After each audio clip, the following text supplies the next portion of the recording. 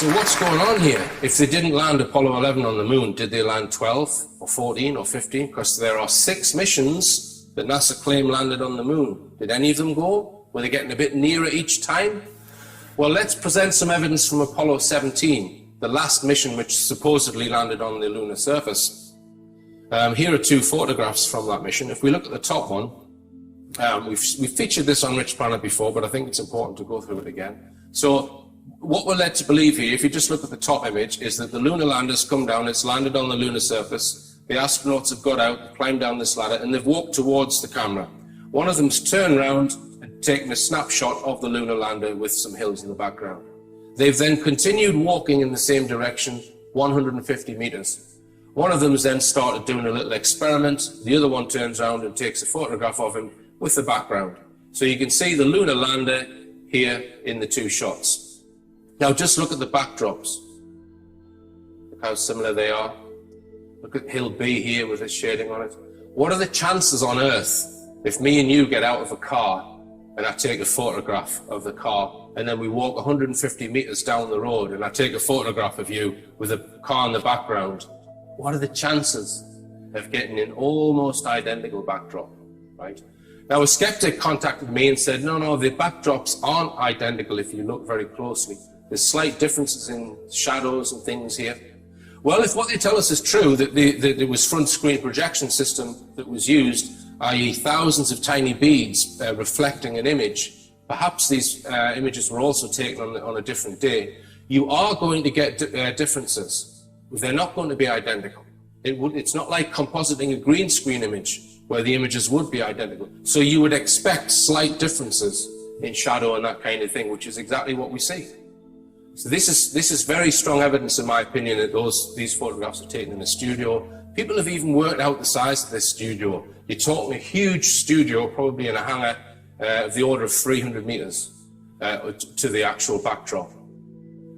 So it doesn't look good for NASA. And this doesn't prove that Apollo 17 didn't land. It just proves that they've faked some photographs in a studio, or it's strong evidence that they've faked some photographs in a studio. So I think they're very, very worried about this evidence, the evidence of Apollo 11, the new evidence that I've just showed you, because it doesn't look good for NASA. And that's why we get articles like this one. This appeared in the Metro newspaper last year, titled, "Here's Why the Moon Landings Weren't Faked. New Conspiracy Study Proves It." So they feel the need to deny moon conspiracy theories. So it says, in the wilder reaches of the internet, lots of people still believe that NASA faked the moon landings and possibly even its entire space program. But it's absolute balls, a new study has shown. It would have simply been impossible to keep it a secret, according to Oxford scientists. If the moon landings had been a hoax involving an estimated 411,000 people, it would have been found out in 3 years and 8 months. British physicist Dr. David Grimes worked out a mathematical way to calculate the chances of a plot being deliberately leaked by a whistleblower or accidentally uncovered. Now then, what this shows is that Dr. David Grimes has done no research into what moon hoax researchers claim, right? So if you read one of the earliest books by Bill Kaysing, written in the 1970s, called "We Never Went to the Moon," he explains that the whole thing was done without informing all of NASA. In fact, only informing a tiny handful of people. It's all in his book. So why hasn't Dr. Grimes looked at this book? So in Bill Kaysing's book, Bill Kaysing was a technologist. He worked on some of the Apollo technology. He explains, yes, there was a visible NASA Apollo program, but there was also another secret project called the ASP, the Apollo Simulation Project. This is all in Bill Kaysing's book. And he claims that they had a secret base in Nevada, so a considerable sum of money spent on this group that was used to hoax the mission, between $4 and $7 billion. But even that group, even the secret group that was hoaxing the mission, was being run to Manhattan Project style rules. So only a few people underneath actually knew what was going on. So the Manhattan Project, to develop the atomic bomb, only 6 people knew what they were doing. And Bill Kaysing claims that with the hoax moon landings, it was the same. So let me give you a little example. In my career as an engineer, the company I worked for used to build these things. This is a generator in a power station, produces the electricity that comes in your home. So I worked for a company called NEI that used to build these, and I worked in the control systems department. So when you have a huge generator like this, you have a rack of electronics called an AVR, automatic voltage regulator, which would look something like that, and it's controlling all aspects of that generator, the voltage and the frequencies and that kind of thing. Now, what you do not do is build your control system and just plug it in and expect it to work, because these cost millions of pounds to build. So what you do is you build a simulator. So it's a box of electronics which will emulate in every respect that piece of hardware, that 500 megawatt generator. And in my time at NEI, this is one of the projects that I was involved with. There's the specifications, Richard. There's an electronics lab. Go ahead and build the generator simulator. So once that's built, the AVR, the control system, is then plugged into it, and then it's used. So the simulator is used to test and debug the control system. So you know that it's all working correctly because you've proved it with a simulator. And only then do you take it to your power station, and then you know it's going to work. So the point I'm making is that simulators are a very important part in engineering. They're used all over the place. I've worked on 2 or 3 different simulator projects in my time as an engineer.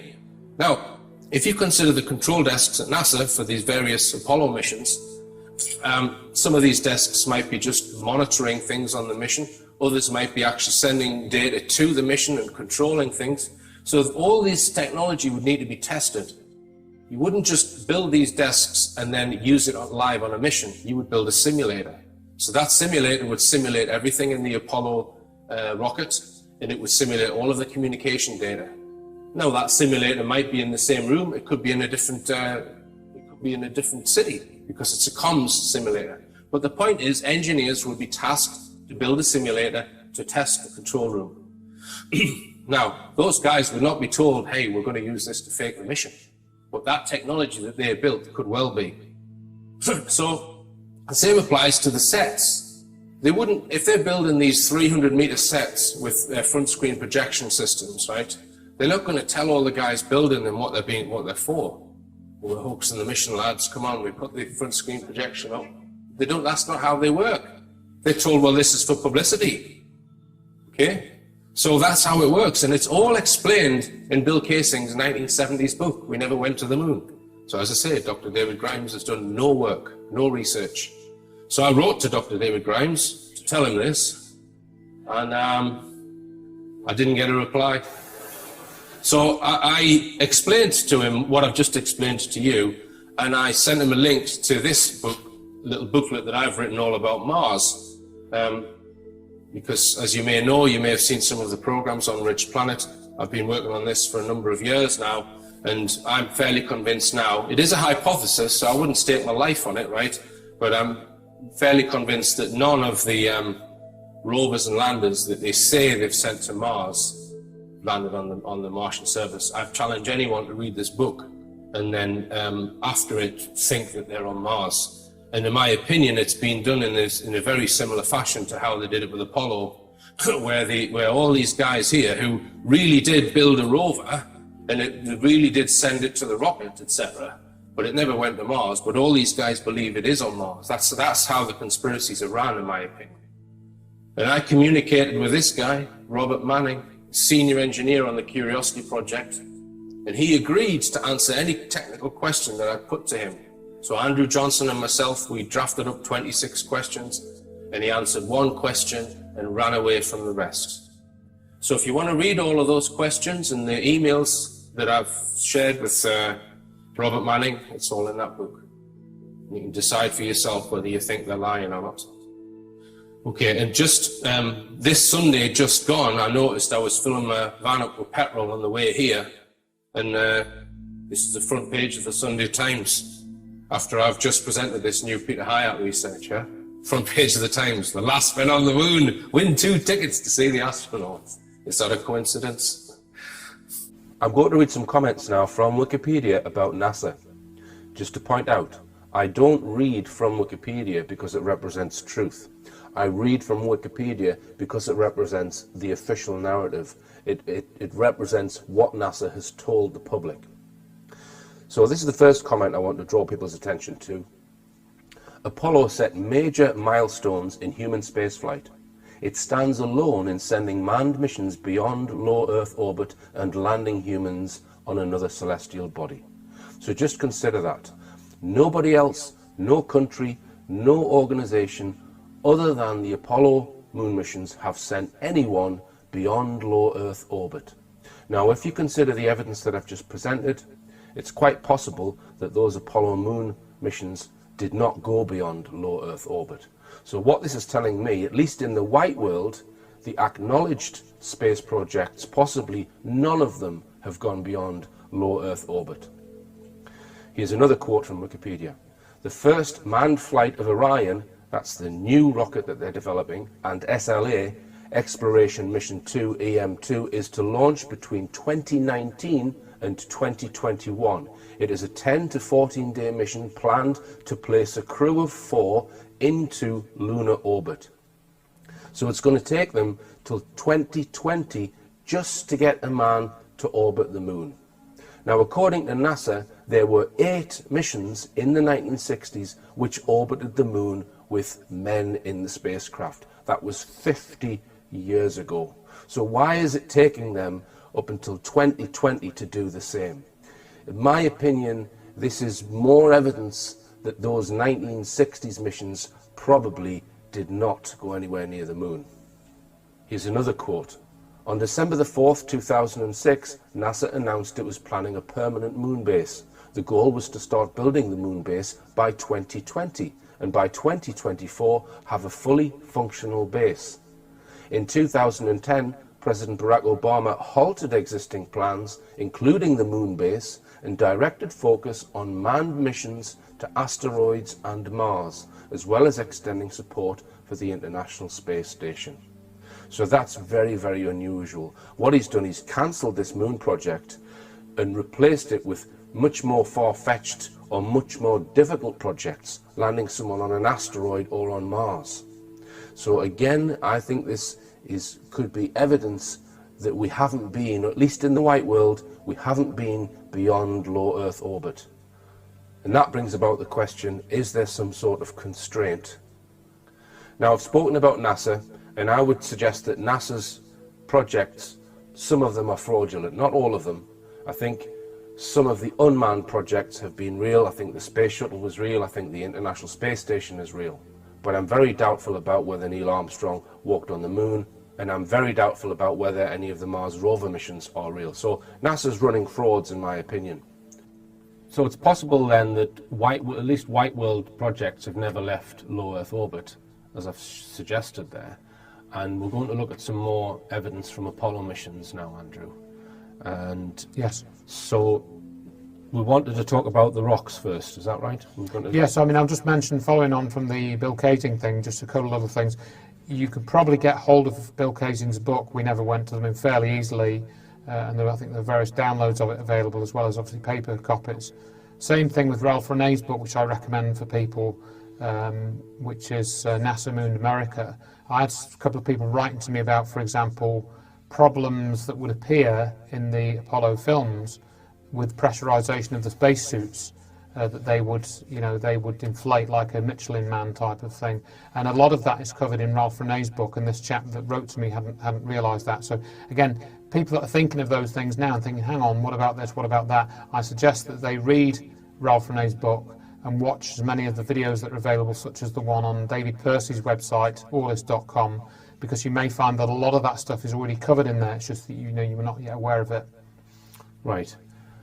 Now, one website that I would recommend is Jarrah White's website. Just tell us about him, Andrew. Yes, and that was sort of logic follows on that Jarrah White is younger than us. I'm not quite sure how old he is. He describes himself as the grandson of the moon hoax or something, and he did get to know Ralph Renee before he died. And I think Jarrah White is now, he's selling copies of Ralph Renee's book. And Jarrah White has done many videos on the Apollo hoax in many different aspects. I did a broadcast with him 3 or 4 years ago with Morgan Reynolds, Dr. Morgan Reynolds, who also, doesn't, he's sure like we are that they didn't go to the moon with the Apollo craft. And Gerard White has done many useful videos, one of which we're going to discuss today, where he goes through a lot of the scientific data for various aspects of the missions. And one particular one that just comes to my mind is about this account of the Russian Mir space station, where they put a Russian flag, outside the space station on one of the spacewalks that they did. And then there was another comment made on a later mission where they said, well, we need to go and retrieve the flag because it's going to get in the way of this new equipment or something. And then the other cosmonaut says, no, don't bother, there's nothing left of it. It's all been dissolved away by micrometeoroids and stuff. And Gerard White made a point of discussing this because NASA had claimed that they could still see evidence of the flag on the moon that the Apollo crew had left there after 40 years. But this other flag on the Mir space station, I think, had only been in space for about 18 months before there was just basically nothing left of it. And so he was making this comparison. You can watch the video about that. His channel is called Moon Faker. As you say, he's made hours and hours and hours of videos. And he's had many challenging the moon missions. Yeah. And people who are connected to NASA have tried to challenge him, haven't they? Or they've tried to discredit him in different ways. Yes, and he's had many sort of DMCA attacks on his channel, people filing spurious copyright claims, and all the Apollo films are in the public domain anyway, and that sort of thing. Right, so let's just touch on one of the things that he's covered, which is the, it's the Chinese mission. So in 2013, China sent a rover to the moon, which was unmanned, and it had hardware on it which could collect samples of the soil and then analyze those samples using an X-ray spectrometer, and it then sent the data back through a radio comms link. Yes. And produced a graph which has been published by the Chinese. It's I'll just put the graph up on the screen. It's probably not going to mean a lot to most viewers, but this is an X-ray spectroscopy graph, and what you can derive from that is the percentage composition for all of the different chemical elements, so such as magnesium, aluminium, silicon, potassium, calcium, titanium, chromium, etc., etc. So you really would need to watch the video to work out how Gerard White has, because he has a scientific background in geology, doesn't he? I think something like that. Yes, yes. And how he's from this spectroscopy graph, he's worked out the percentages of the various different elements. Yes, and this video is called a Chinese road trip. I'm sure you. So it's Moon Faker Chinese road trip. So you'd need to watch that to get the full details. And you probably need to watch it twice as well because it's very, very dense with details. Right. Now, the rocks that the Apollo missions allegedly brought back, I can put this graphic up from Gerard White's video. This shows a picture of the moon, and the numbers there, 12, 14, 16, denote the various Apollo missions. So we've got Apollo 12 there, Apollo 14, 16, 11, 17. So this is where Apollo allegedly landed on the moon, the various sites. And the white arrow there, we can see this is where the Chinese rover landed and took samples in that area. Now, the rocks that supposedly came back from the moon, you can get scientific data which has all been published on the chemical composition of those rocks. And the makeup of those rocks is very similar from the 6 Apollo sites, as he describes in the film. Right? But what Gerard White has then done is compared the Chinese results with the published results that NASA put out on the rocks. And what he finds is that someone's lying. Yeah. Someone's lying. Yeah. So let's just look at magnesium. Like I say, in order to get the full reference and the reasoning or how these graphs have been derived, you need to watch the video. But we've got magnesium here. We see on the right-hand side there, that's the Chang'e 3, the Chinese mission, 0.2% for magnesium, and we've got all of the Apollo missions, Apollo 11, 12, 14, 15, 16, much, much higher. And we can just zip through the various different elements. Aluminium, again, Chang'e 3, much, much lower in aluminium. Silicon. Potassium, no anomaly there. So Apollo 14, the rocks there had a slightly higher potassium content than the rest of the Apollo missions. So there's no real anomaly there with potassium. Calcium, titanium, chromium, Iron, again, no anomaly with iron, strontium, yttrium, and zirconium. So the rocks that China have analysed are totally different, different in almost every way to what NASA have allegedly brought back from the moon. And I think Gerald White suggests that the ones that Apollo claimed to be from the moon, they're just from some remote part of the Earth, probably. That's what he suggests. Yeah, I think he makes some comparisons to certain Earth geology to draw that conclusion. It is a very detailed video, and very, very well done. I'm not sure it's something I'd be capable of making, but I recommend people watch it and decide what they think is going on. Right. And just as an aside, with regards to Buzz Aldrin, Andrew sent me a video of Donald Trump doing some sort of presentation, because allegedly Trump is relaunching some certain space missions, and had this gathering at the White House or wherever it was, and Buzz Aldrin was there. Just tell us about it. Yeah, so I think somebody's taken a portion of this video and then just zoomed in on Buzz Aldrin's face, and the camera is fixed on Aldrin's face whilst Trump is speaking, so you can hear Trump's voice in the background, and then you can see Buzz Aldrin, who becomes a kind of like a rubber-faced alien or something. It's rather uncomfortable to watch, actually. But, I think it's probably not fair to draw too much into it because of his age. Yes. He might have a bit of Alzheimer's or something like that. Like he is a very old guy now. I mean, not in 2004 when he was being interviewed by Bart Zabel. He was compass mentis then, but he is a very old guy now. Yeah. So we'll give him the benefit of the doubt on that one, although it is very weird to watch.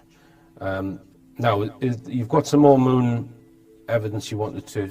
Well, there's just a few things I think that are probably worth adding, which have, again, more recent ones that have come up. The first one is this clip of Don Pettit, who's this NASA astronaut who basically will play the clip. It's very, very short.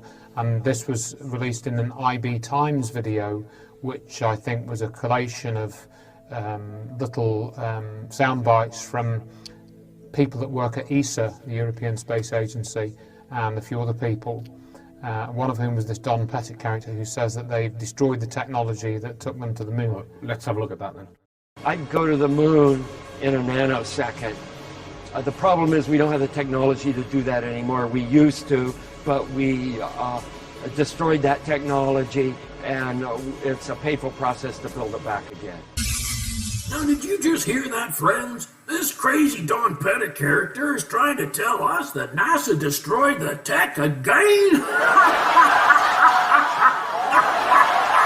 Oh, my dear God, I just laugh every time I see that character, because he belongs on Sesame Street or on the Children's Television Network, not with NASA or any other intelligent space agency.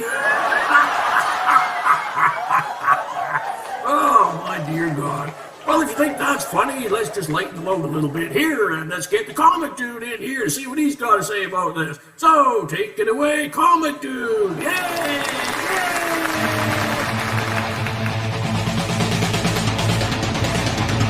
Rounding the world like a battering ram. Thank you. Thank you very much. Yeah, so I get this email from a scientism website begging me for money. Yeah, it said, special offer until midnight to the ends of the earth and beyond. Yeah, now that sounds like real science, right? I'll support that.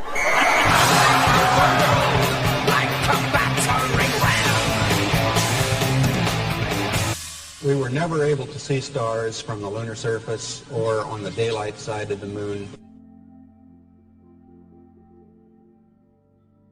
The sky is deep black when viewed from the moon, as it is when viewed from cislunar space, the space between the Earth and the moon. And we could not see stars. It's not a black void. I mean, it's black, but there's all kinds of little polka dots. There's all the stars there, and the cool thing is about it, you can see it during the day. And when you're in space and you're looking into deep space and you're on the sun side of the orbit, the sunlight washes out all the starlight, so you can't see any stars, just like here on Earth. Yeah, you can, and there's more than stars. You can see planets. You can Right. see moons. You see the gas Magellan clouds of the Yeah, Milky you Way see galaxy. the Magellanic. When you're in space and you're looking into deep space and you're on the sun side of the orbit, the sunlight washes out all the starlight, so you can't see any stars, just like here on Earth. Pretty much all the time you can see the stars. Then when you look out into deep space away from the sun, it's the darkest black you can imagine. Just the inherent beauty of it, the velvet, bottomless bucket of the universe. In like just hanging there in a vast sea of darkness, and the most frightening darkness that you could ever imagine. Pretty much all the time you can see the stars. So this is a unique shot. I want you to see this for several reasons. Number one, look at the star field. Look how the background is illuminated with countless stars. And then I want you to see this. Okay? Wouldn't you say that that's what you would expect to see if you were up in outer space? In this case, about 200 and, what is the space station? About 220 miles above the Earth, something like that. So, there you go. But it gets interesting. Oh my goodness, looky here. Here's another shot from the International Space Station. We're going to say that that is the sun, but I really want you to pay attention, and I will expand this. Look at this, folks. Look at the density, again, of the whole background, the star fields. Now, I found this picture I thought interesting because to me it represents what the real sun would look like. But here again, the mystery begins because we do not have any of the star field. Another interesting shot, this one is here. Really see how you can really see the defined layers of the atmosphere. This is the sun. Now I found this picture interesting because you can actually see, even in the midst of the glow, of the brightness of the luminosity of the sun and all of its brilliance, you can still see stars back here. So now we got an, I don't know, interesting question is sometimes we do, sometimes we don't. But we continue. Man, I'll tell you what, I've seen the full moon closer out of my back porch, but I'd say that that's pretty good representation. Why no stars? This is an Ultra HD 4K. Check that out, folks. So, again, check out the sun. See how it looks here.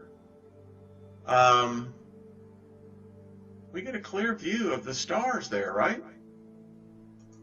So, these are the questions I've been asking myself.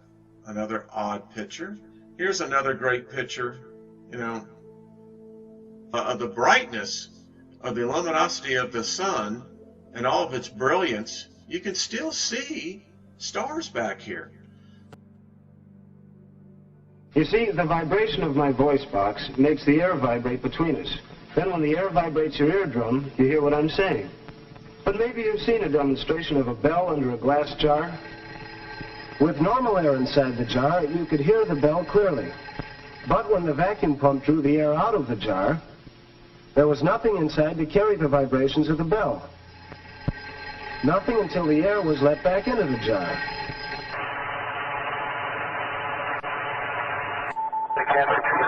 Photo number. And this is clear tube number 2. Okay, this is the fact that I almost got it without a hammer. But if you hand it to me, I'll get it in a second. I'm going to take a couple more shots of this for you. Get all I am, I get the pictures. Alright? Try it in real easy, Houston. The sounds in space it's odd to have a hammer or a metal tool and bang it against something and hear absolutely nothing. You can, sound won't travel in a vacuum, so there you are outside and you could be hitting something, no sound at all. In space, since there's no atmosphere, there's no air, if you bang on something when you're doing your spacewalk, you will not be able to hear that. And this leads us to the dilemma of our final segment. All modern astronauts, such as Piers Sellers and Mike Massimino, claim to hear absolutely nothing when they're out on the International Space Station in the vacuum, banging away with metal tools and objects, whereas during the Apollo missions, all kinds of sounds have been recorded that should not be possible if they are on the moon in the vacuum of space. Okay, this is the fact that almost drowning without a hammer. But if I had it to me, I'll get it in a second. Want to take a couple more shots of this before we get all the way in? I get the pictures. Try it in real easy, Houston. That does not sound like the spacesuit acting like a drum at all. It sounds like a metal hammer striking a metal object repeatedly with authority. Pictured is Alan Bean during Apollo 12 striking a metal core tube into the so-called lunar surface with a metal hammer. This is an interview with Apollo astronauts Alan Bean and Pete Conrad done by the Apollo Lunar Surface Journal. They are once again taking the position that the sound is coming through the hand and transmitting into the microphones in the helmet. Alan Bean says, "I would have said it wasn't possible," and Pete Conrad responds, "The other guy can't hear it." If the sound is coming through Alan Bean's microphone, then like his voice, it must be transmitted directly into the headset of Pete Conrad, so his statement makes no sense. Alan Bean's statement makes a lot of sense, since it would not have been possible in a vacuum. When Bean says, "I would have said it wasn't possible," he has science on his side. And he also has NASA on his side, at least up until August 19th, 2011. And this brings us to the most important graphic in the film. This is a web page that has been disappeared from the internet by NASA as of August 2011. It was at nasa.gov, running concurrently with the Apollo Lunar Surface Journal between 2009 and September 2011. However, this page, which was created for children, you can see the banner at the top, Lunar Science for Kids. This page directly contradicts the assertions made in the Apollo Lunar Surface Journal concerning the hammering sounds in Apollo 12, 15, and 17.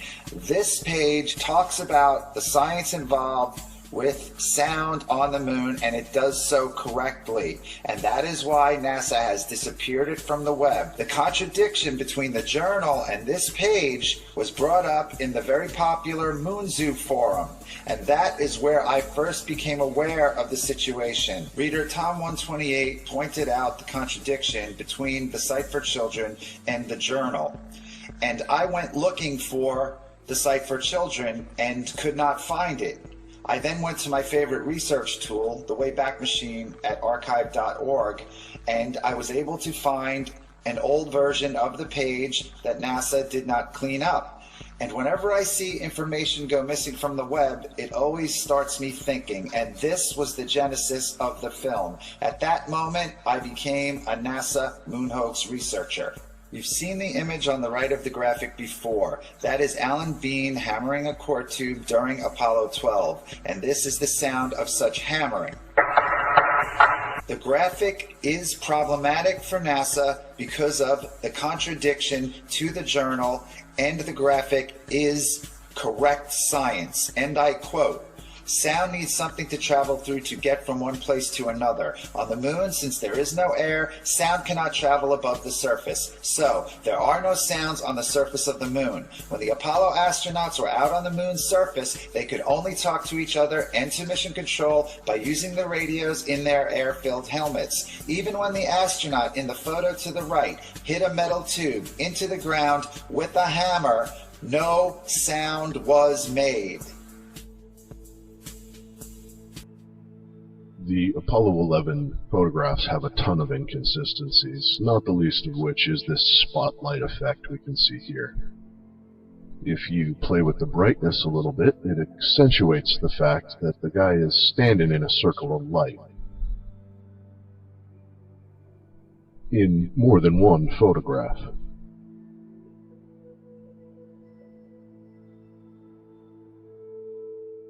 There are later Apollo mission photographs that do seem to show what looks to me like sunlit terrain.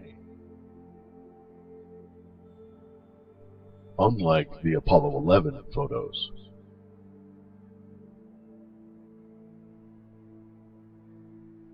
The problem with the next photograph is that they took no other light source with them to the moon. The sun is the only thing that's lighting things up there.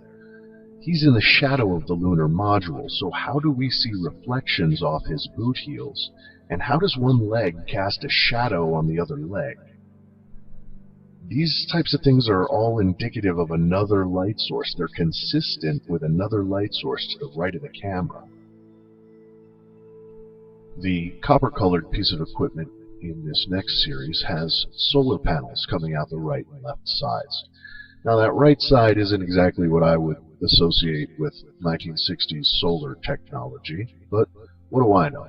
Maybe the cameraman will step to the left and give us a view of that left-hand solar panel. Okay, see, that is what I expect to see out of solar technology, sort of a glassy, mirrory, reflective finish there. Not this matte black kind of coloring. I don't understand why they're different.